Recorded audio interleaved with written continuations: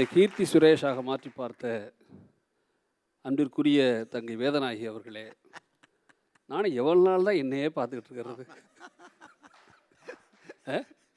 ஒரு காலத்தில் உண்டா இந்த வாய்ப்பெல்லாம் நமக்கு. உங்களை அறிவியல் என்னையா உங்களுக்கு கெடுத்துச்சு? இப்போ அறிவியல் என்ன கெடுத்துச்சு? இப்போ அறிவுங்கிறது எவ்வளோ அற்புதமான வேலைகள் செய்து நடுவர்களே. நம்ம காலத்தில் பைக் எப்படி இருக்கும்? இப்படி தானே ஓடிட்டு தெரிஞ்சோம். இப்படி தானே? நீ பைக் இப்படி இருக்கேயா, ஓட்டுறவங்க இருக்கா, உட்காந்துருக்கோம் அங்கே இருக்கால்ல, அது சாதாரண விஷயம் உனக்கு. எவ்வளோ நாளைக்கு தான் பொட்டாட்டி ஓமுதுகே பார்த்துக்கிட்டு இருப்பா? உட்கார்ந்தவ ஓட்டுறவும் பார்க்குற உலகத்தை அவளும் பார்க்கணும்னு கண்டுபிடிச்ச மாதிரி பைக். அவன் தான் அறிவாளியின் பேர். அவன் தான் அறிவாளியின் பேர். அதாவது அறிவு மேலே என்ன உங்களுக்கு கோர்பன்னு எனக்கு புரியல. பறவையை கண்டான், விமானம் படைத்தான். எதிரொலி கேட்டான், வானொலி படைத்தான். ரெண்டு பேரும் மாறி மாறி சண்டை போடுவதை பார்த்தான், பட்டிமன்றம் படைத்தான். ஒன்றை பார்த்து ஒன்று படைக்கிறதுங்கிறது ஒரு கிரியேட்டிவான நல்ல விஷயம் தான். எனக்கு ஒன்றும் புரியல முருகன் சொல்கிறது. நடுவர்களே, நான் அறிவுங்கிறத இவங்க எது வெறும் அறிவியல்னு புரிஞ்சுக்கிறாங்க. நான் அறிவுங்கிறத தன்மானம்னு நினைக்கிறேன். ஒரு பிச்சைக்காரன், கால் ஒடிஞ்சவன், ரோட்லேயே உட்காந்துருக்கான், கொஞ்சம் காசு வருது, மகனையும் கூப்பிட்டு வற்புறுத்துறான். நீனு பிச்சாடுறா, இன்னும் கொஞ்சம் காசு வரும்ட்டு. மகன் மாட்டேன்ட்டான், பிச்சைக்க முடியாது அப்படின்ட்டான்.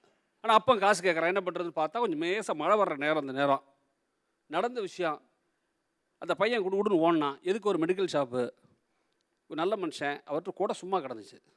கெஞ்சினான், அந்த கூடையை 10 நிமிஷம் வச்சுக்கிட்டுங்களா அப்படின்னா. அவர் இங்கே இருக்கிற பிச்சைக்காரமாகவும் தானே, எங்கே ஓடிட போகிறான், எடுத்துக்கடா அப்படின்னாரு. அந்த நேரத்தில் ஒரு மம்மா நல்ல மேக்கப், வேதநாயகி மாதிரி பிரமாத மேக்கப் போட்டுக்கிட்டு வந்து நின்னாங்க. மேக்கப் போட்டுக்கிட்டு நின்ன உடனே அந்த அம்மாவுக்கு மேக்கப் கலைஞ்சிரும்ல, மலையில் நினைஞ்சா கொடையை விரித்து பிடிச்சான். கார் எதுக்க ஏற்றி விட்டான். அந்த அம்மா ஒரு 5 ரூபா பணம் கொடுத்துச்சு. அங்கே ஒரு கிழவனார் இறங்கினார், வயசானவர். அவர் இங்கே போகும் கடைக்கு, வேறொரு கடைக்கு போகணும், தடுமாறினார். இவன் கொடையை பிடிச்சான், அங்கே போனான். இப்படி நடுவர்களை உண்மையாகவே 1 மணி நேரத்துக்குள்ள 50 ரூபா சம்பாரிச்சான். சம்பாரித்து அப்பம் விரும்பின 20 ரூபாயை கொடுத்துட்டு, கடைக்காரர்கிட்ட 10 ரூபா பணத்தை கொடுத்துட்டு, மிச்சம் இருந்த 20 ரூபாயில் தங்கச்சி ஸ்வீட் வாங்கி கொடுத்தான் பார். அவன் தான் அறிவை பயன்படுத்திய வீரமுள்ளவன் தேசி புரிஞ்சுக்கணும். நீ அறிவுங்கிறதையே ஏதோ அறிவியல்னு புரிஞ்சுக்கிறீங்க. நான் நிஜமாவே இல்லைன்னு சொல்கிறேன். அறிவுங்கிறது தன்மானம் சம்மந்தப்பட்டது. இன்னொன்று சொல்லிட்டு போகிறேன். முருகன் வந்து கம்பம், தேனி அந்த பகுதிக்காரரு.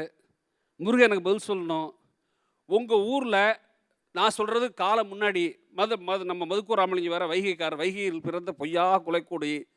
ஆமாம், நான் கேட்குறேன், உங்கள் வைகையிலையும் உங்கள் கம்பம் தேனியிலையும் தண்ணி வந்து விவசாயம் பண்ணது வெண்ணிக்கு கட்டிய அறிவிச்சிறந்த முல்லைப்பெரிய அணை வந்த பிறகா பின்பா?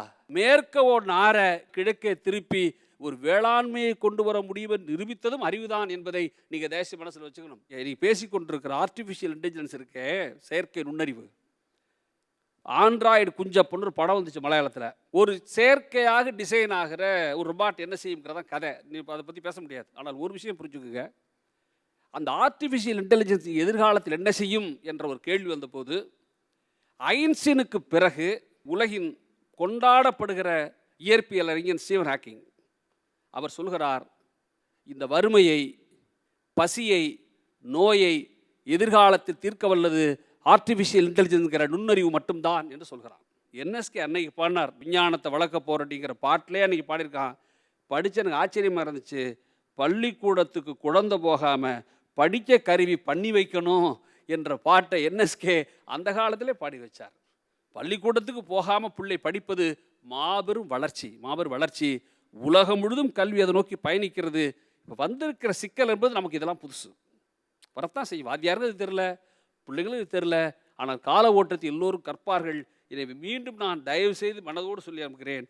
அறிவை தவிர அதில் இருக்கிற நன்மைகள் கொண்டாடத்தக்கது என்று சொல்லி நான் விடைபெறுகிறேன். பாய்.